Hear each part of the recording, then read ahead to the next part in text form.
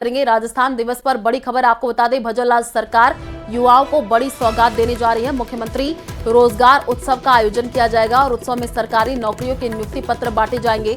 जिला मुख्यालय पर रोजगार मेलों का आयोजन प्रस्तावित है और विश्वकर्मा युवा उद्यमी प्रोत्साहन योजना शुरू होगी। मुख्यमंत्री शिक्षित राजस्थान अभियान की शुरुआत होगी। तो बड़ी अपडेट इस वक्त की आपको दे रहे हैं। राजस्थान दिवस पर बड़ी खबर, भजनलाल सरकार युवाओं को बड़ी सौगात देने जा रही है। उत्सव में सरकारी नौकरियों के नियुक्ति पत्र जो है वो भी बांटे जाएंगे। जिला मुख्यालय पर रोजगार मेलों का आयोजन प्रस्तावित।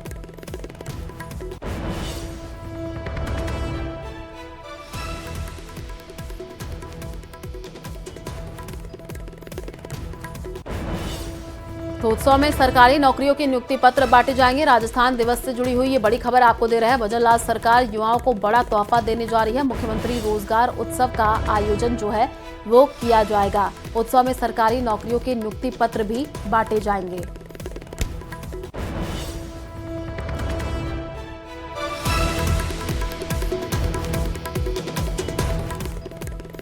अजमेर से बड़ी खबर आपको बता दें, क्लॉक टावर थाना क्षेत्र में महिला का कंकाल मिला है। मलूसर रोड स्थित पहाड़ियों पर महिला का कंकाल मिला है। पुलिस के साथ ही स्थानीय जनप्रतिनिधि मौके पर पहुंचे हैं। मृतक की शिनाख्तगी को लेकर के प्रयास किए जा रहे हैं। क्लॉक टावर थाना पुलिस पूरे मामले की जांच में जुटी है। क्लॉक टावर थाना पुलिस मामले की अब जांच कर रही है। तो बड़ी अपडेट आपको दे रहे हैं। क्लॉक टावर थाना क्षेत्र में महिला का कंकाल मिला है। पुलिस के साथ ही स्थानीय जनप्रतिनिधि जो है वो भी मौके पर पहुंचे हैं। कंकाल की शिनाख्तगी के सारे प्रयास किए जा रहे हैं। तस्वीरें देखिए, पुलिस मौके पर पहुंची है। अब इस पूरे मामले की जांच शुरू कर दी गई है।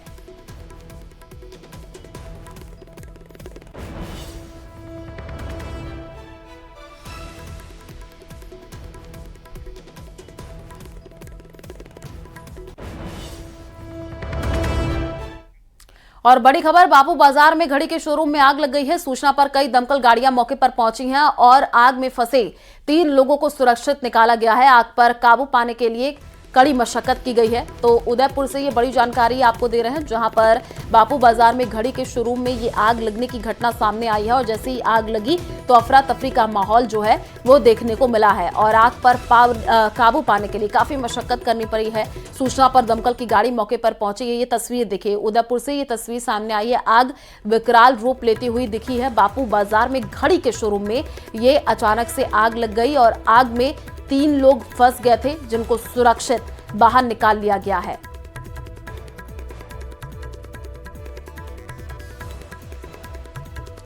तो उदयपुर में आग से हड़कंप मचा हुआ है। बापू बाजार में घड़ी के शोरूम में आग लगने की घटना सामने आई है। जैसी सूचना मिली, दमकल की गाड़ी मौके पर पहुंची है और कड़ी मशक्कत के बाद आग पर काबू पा लिया गया है। तस्वीरें भी हम आपको टीवी स्क्रीन पर दिखा रहे हैं। घड़ी के शोरूम में भीषण आग लगने की यह घटना सामने आई है। दमकल की गाड़ी मौके पर पहुंची है और कड़ी मशक्कत करनी पड़ी है। उसके बाद से आग पर काबू पा लिया गया। आसपास देखिए कैसे अफरा तफरी का माहौल भी देखने को मिला और 3 लोग फंसे हुए थे, जिनको सुरक्षित बाहर निकाल लिया गया है।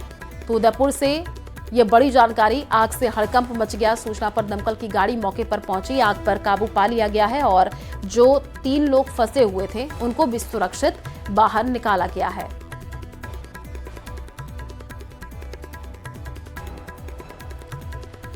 तो ये बड़ी जानकारी इस वक्त की आपको दे रहे हैं। आपको बता दें कि उदयपुर से बड़ी जानकारी, जहां पर आग से हड़कंप मच गया। आग में 3 लोग फंसे थे, जिनको सुरक्षित बाहर निकाला गया है।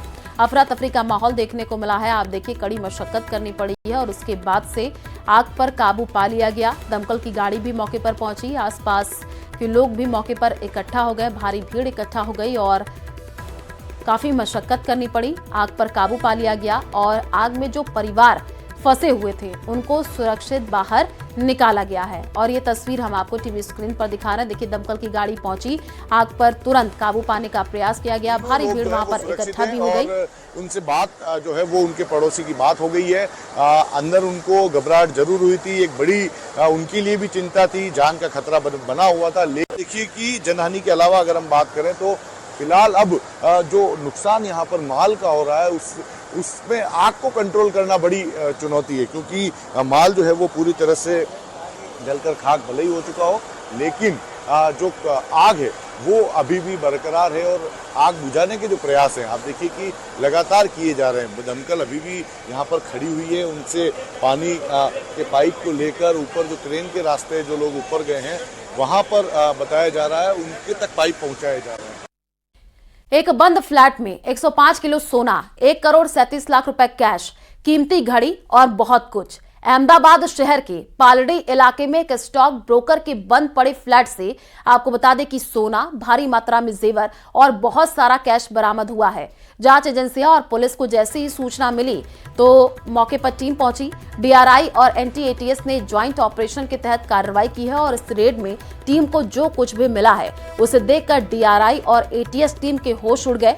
पता ये चला है कि इस फ्लैट के मालिक महेंद्र शाह और मेघ शाह नाम के व्यक्ति हैं। टीम को फ्लैट पर बंद बक्सा मिला है। जब उसे खोला गया तो छापेमार करने पहुंचे अधिकारी भी दंग रह गए। बड़े पैमाने पर सोना मिलने के बाद उसे कैमरे की नजर में सीज किया गया है। फिलहाल स्टॉक मार्केट के ब्रोकर में पूछताछ चल रही है और ये पता लगाने की कोशिश की जा रही है कि इतनी भारी मात्रा में सोना कहां से आया।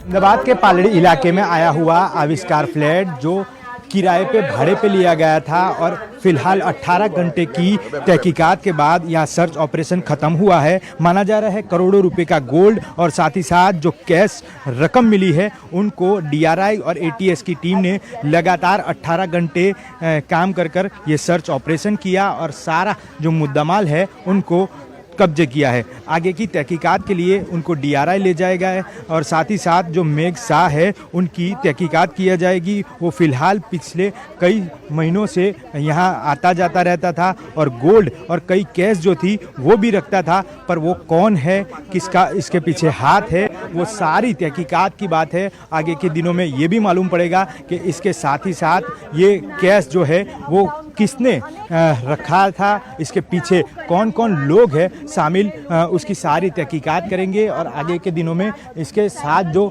लोग जो शामिल होंगे उसकी भी पुलिस तहकीकात करेगी। कैमरा पर्सन नीलेश सोसा के साथ मौलिक दमेचा, न्यूज़ 18 अहमदाबाद।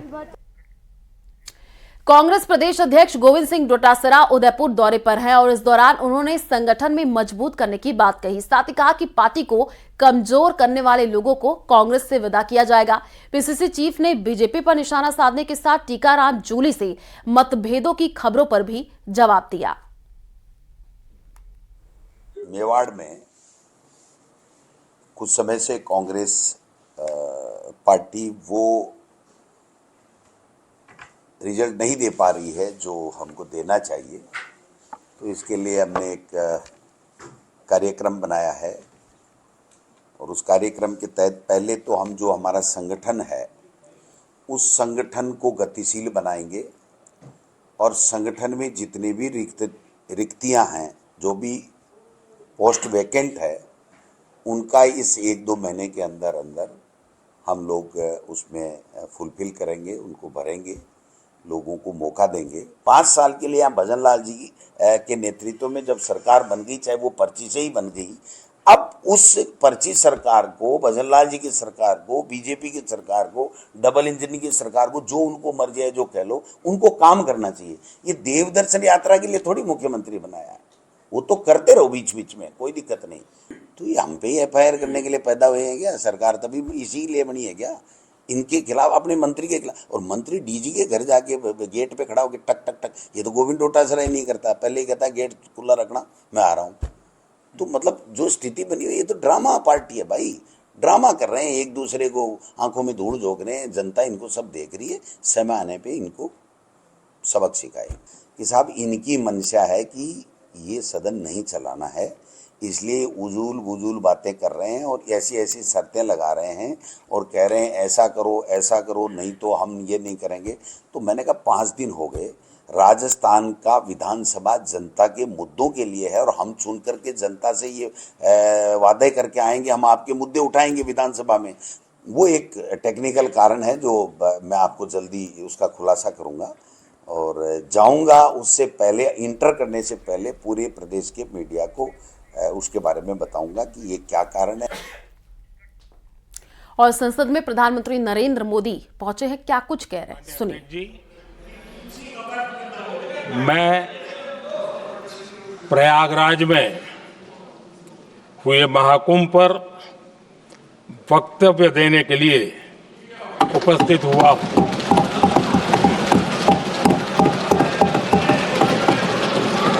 आज मैं इस सदन के माध्यम से कोटि कोटि देशवासियों को नमन करता हूं, जिनकी वजह से महाकुंभ का सफल आयोजन हुआ।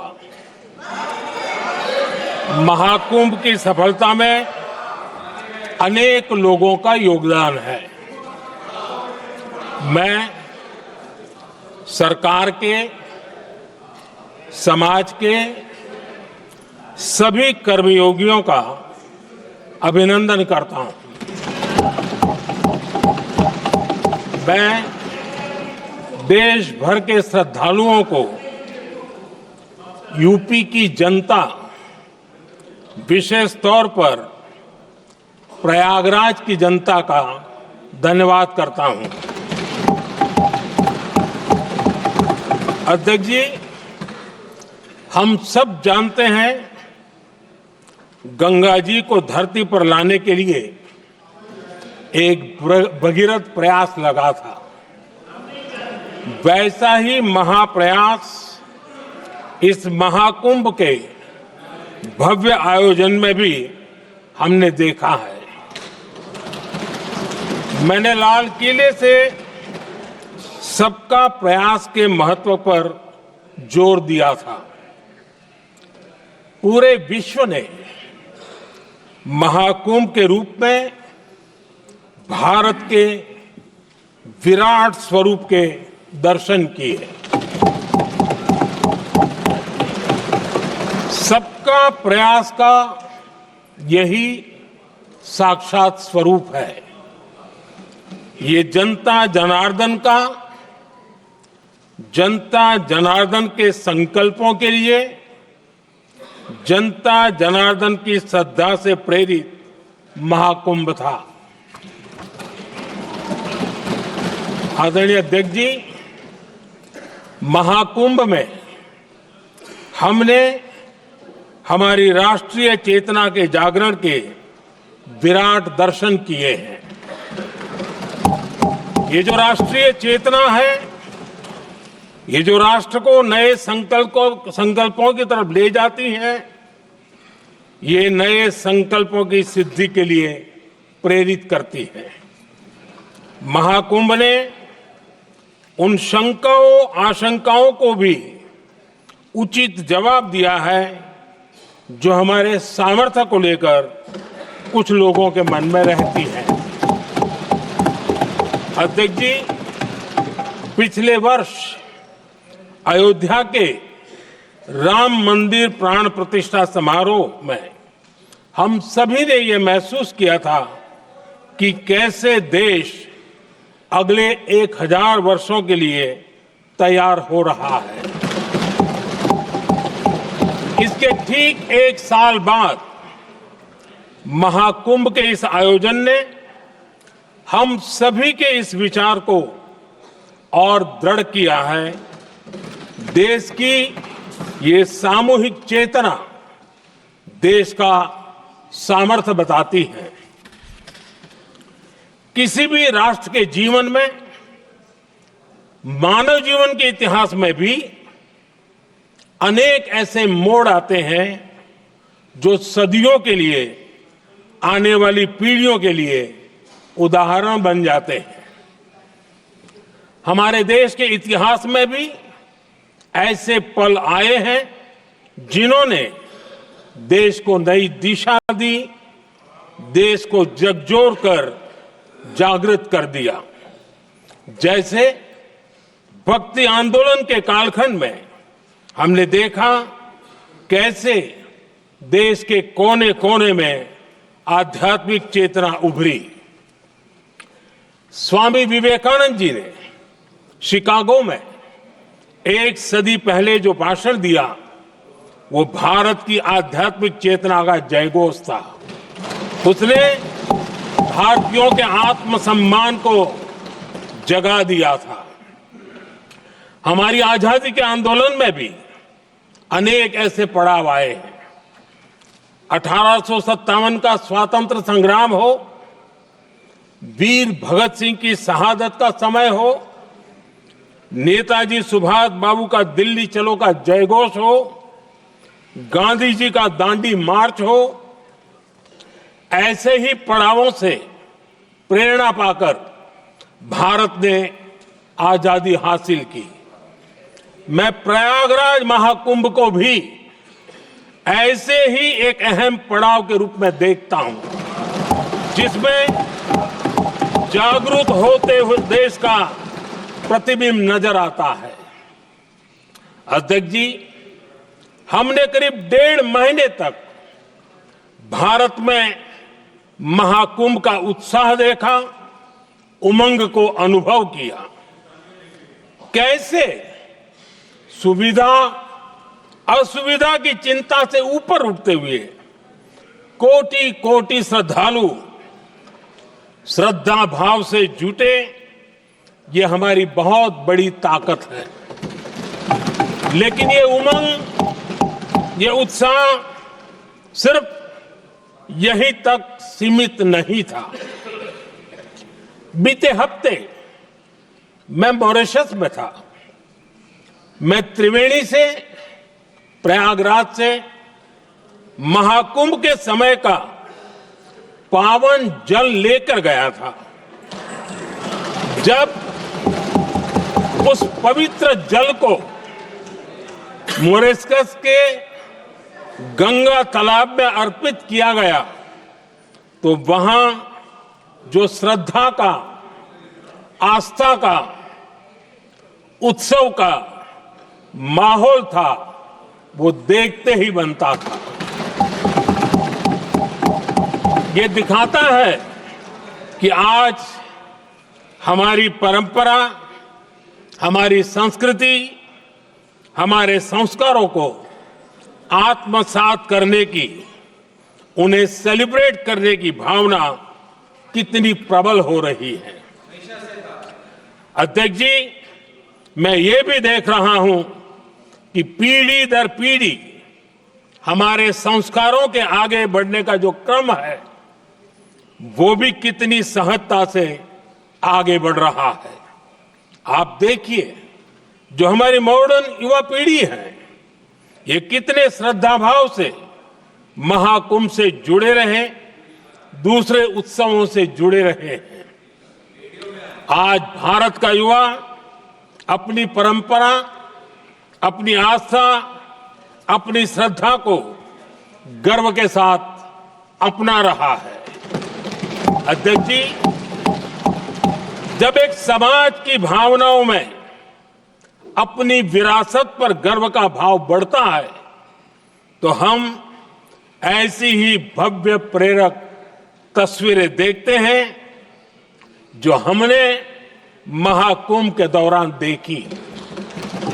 इससे आपसी भाईचारा बढ़ता है और ये आत्मविश्वास बढ़ता है कि एक देश के रूप में हम बड़े लक्ष्यों को प्राप्त कर सकते हैं। अपनी परंपराओं से, अपनी आस्था से, अपनी विरासत से जुड़ने की ये भावना आज के भारत की बहुत बड़ी पूंजी है। अध्यक्ष जी, महाकुंभ से अनेक अमृत निकले हैं। एकता का अमृत इसका बहुत पवित्र प्रसाद है।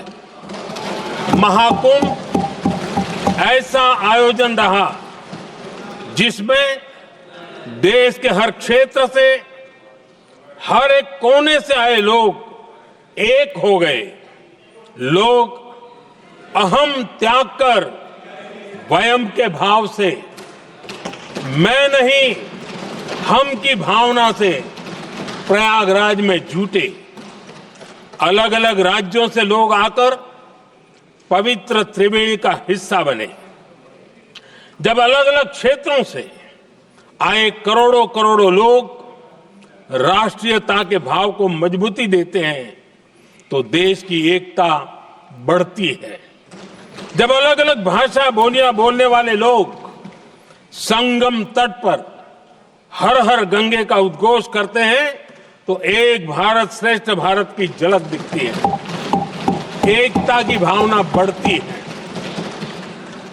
महाकुंभ में हमने देखा है कि वहां छोटे बड़े का कोई भेद नहीं था। ये भारत का बहुत बड़ा सामर्थ्य है। ये दिखाता है कि एकता का अद्भुत तत्व हमारे भीतर रचा बसा हुआ है। हमारी एकता का सामर्थ्य इतना है कि वो भेदने के सारे प्रयासों को भी भेद देता है। एकता की यही भावना भारतीयों का बहुत बड़ा सौभाग्य है।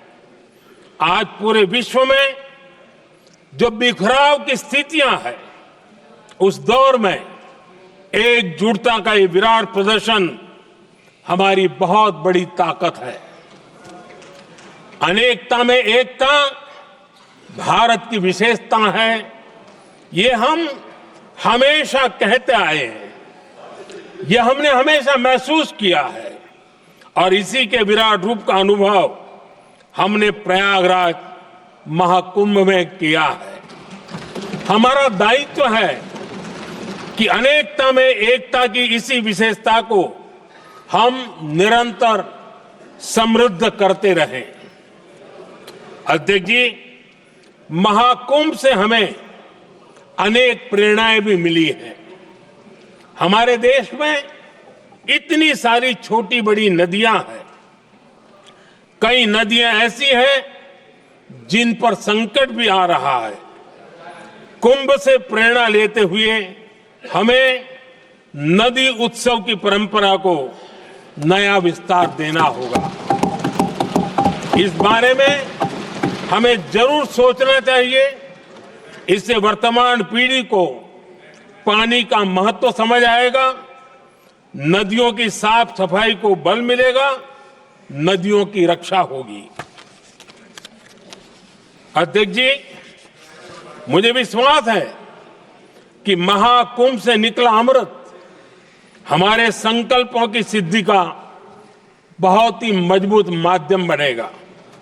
मैं एक बार फिर महाकुंभ के आयोजन से जुड़े प्रत्येक व्यक्ति की सराहना करता हूं।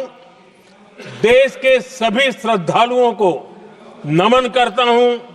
सदन की तरफ से अपनी शुभकामनाएं देता हूं।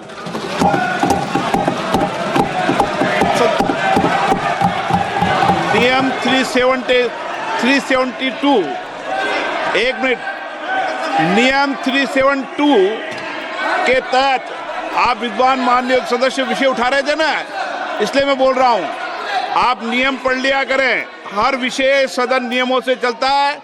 372 के अंदर ये नियम है कि माननीय मंत्री जी या प्रधानमंत्री स्वेच्छा से स्टेटमेंट देते हैं और उसमें यह भी नियम है कि माननीय मंत्री जी और प्रधानमंत्री जी स्टेटमेंट के बाद कोई सवाल नहीं होता है। श्री प्रताप सारंगी।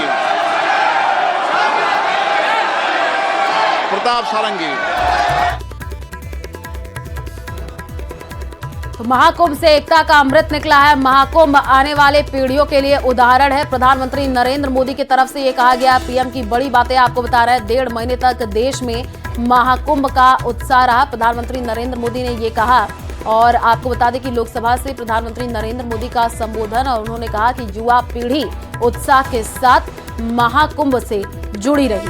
महाकुंभ से एकता का अमृत निकला है। प्रधानमंत्री नरेंद्र मोदी की तरफ से ये कहा गया है। अनेकता में एकता भारत की विशेषता है। तो बड़ी अपडेट आपको दे रहे हैं, बड़ी जानकारी जो प्रधानमंत्री नरेंद्र मोदी ने आज कहा है लोकसभा में पीएम मोदी का संबोधन, और उन्होंने कहा कि महाकुंभ आने वाले पीढ़ियों के लिए उदाहरण है। तो 1.5 महीने तक देश में महाकुंभ का उत्साह रहा। प्रधानमंत्री नरेंद्र मोदी की तरफ से ये कहा गया है, युवा पीढ़ी उत्साह के साथ महाकुंभ से जुड़ी रही। लोकसभा में आज प्रधानमंत्री नरेंद्र मोदी जब अपना संबोधन दे रहे थे तो तो महाकुंभ की बात उन्होंने की। महाकुंभ से एकता का अमृत निकला, ये पीएम मोदी की तरफ से कहा गया। उन्होंने कहा कि अनेकता में एकता भारत की विशेषता है। हमारे सामर्थ्य पर सवाल उठाने वालों को जवाब मिला। महाकुंभ आने वाले पीढ़ियों के लिए उदाहरण है। प्रधानमंत्री नरेंद्र मोदी की तरफ से ये कहा गया। क्या क्या बड़ी बातें उनकी तरफ से कही गई हैं वो आपको बता रहे हैं। 1.5 महीने तक देश में महाकुंभ का उत्साह रहा। युवा पीढ़ी उत्साह के साथ महाकुंभ से जुड़ी रही, ये प्रधानमंत्री नरेंद्र मोदी की तरफ से कहा गया है।